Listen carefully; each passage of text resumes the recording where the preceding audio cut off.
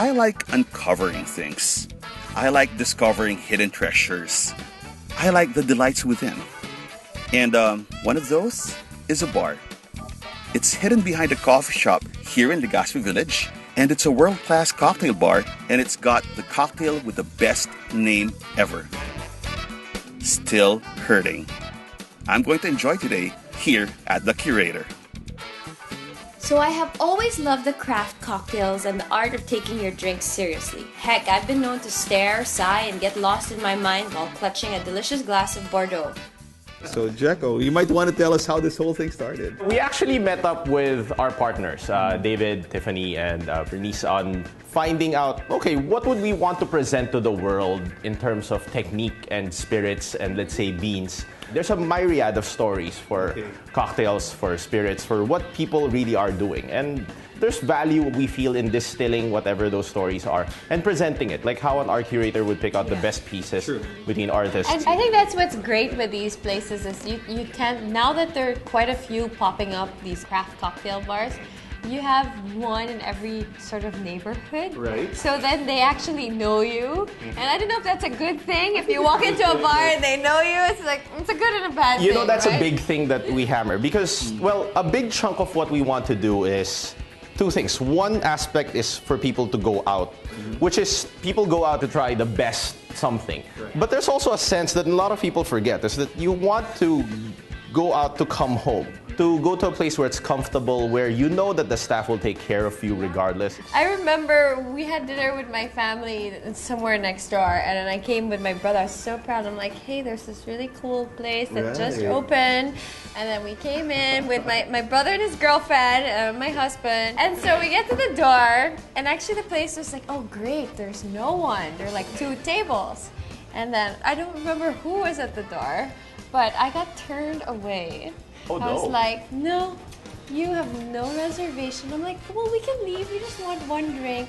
No standing room, only reserved seats. I was like, Was it Jeko at the door? Was that me? maybe it was you. Someone needs to get fired for that. That's probably gonna be me. So thank you very much for giving us another chance for that. I apologize. We may have had the reservation that evening.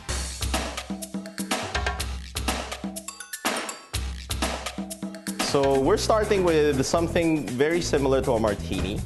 Where does the purple color come from? That's called the butterfly peas, or the flower from butterfly pea. Okay. Yeah, it's a flower that you can get here. It's very, very related to the gumamela. Okay. Then you make a tea out of that. It's perfect. It's actually a fantastic drink. So that's gin, Coke Americano, the butterfly pea, and the last component there is peach bitter. So you have that little bit of finesse. That you know what you need the deft touch of a woman to do that. It's a bit fruity for me. So this is one of my favorite drinks, and also a Vieux Carré, which is a very strong. The beauty about this, if the guy doesn't know how to make it, if the bartender, the mixologist, guy or girl, they don't know how to make it, it's a disaster. That's true. Because there's nothing that you can hide. It's all liquors. It's all alcohol. The Vieux Carré was actually in our first menu because we wanted to present it that way. Like, okay, there are brown bitter stirred drinks that would actually be fantastic, and you should really try it. I think we have food ready for you guys right now. Oh my god. Is this his tapa? This is his tapa. This is his tapa, right? And it's awesome. It's really awesome. You've got to serve this in the wee hours in the morning, right? Like when you drank too much of Technically, it. it's only until what? 6:30? So it's only until about 6:30 so far. I'm not going to repeat this ever again, but this actually beats both my Lola's tapa. Okay? That's hard. Really? Yeah. No, this is like the most extreme version of cow label. Yes. Right? And that's saying a lot because my Lola's tapa is excellent. Although hers is a bit crispier around the edges, but it's that same caramel, like sweety caramel. And it's in a toasted brioche. Yes. Right? We ended up realizing that we had to start having a food program in the Curator, just because we had the coffee program in the morning.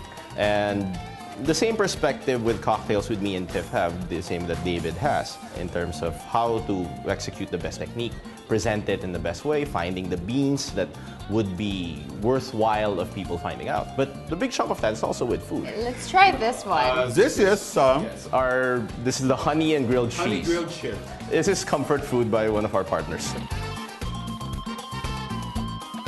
Okay, what's next? This is the Madeline. And this is a tequila-based cocktail? This is a tequila-based cocktail with a touch of tonic water. So it's very, very light, very approachable. But there's complexity in it that, showcases tequila, orange, a lot of fruit in it. Okay, we'll start with... Let's try this, the Madeline. Can you tell us about Still Hurting?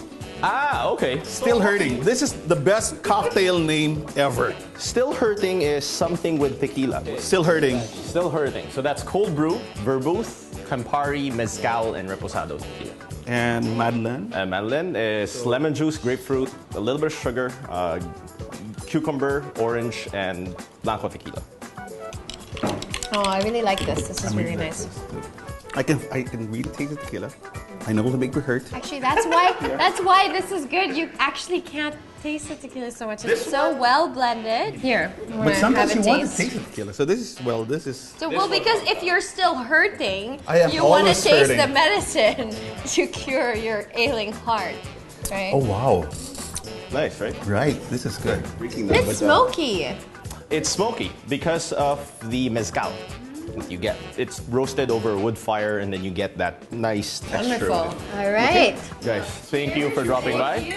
Cheers. Thank you.